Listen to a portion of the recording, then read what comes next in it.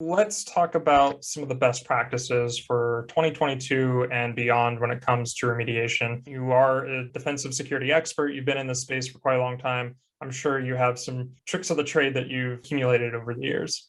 Definitely. Well, tricks of the trade is really just, seeing things done poorly and finding out what are the best practices to make up for these deficiencies that we see.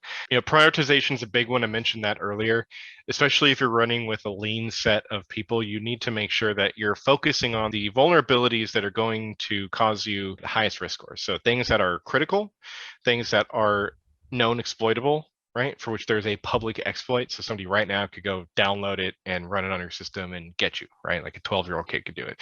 So those are the biggest wins, first of all, because you know that they are a big hole in your defensive system. Prioritizing helps you focus on getting your threat landscape, much, much smaller. So you want to make sure there's the least amount of targets for anybody who might be out there getting ready to get you.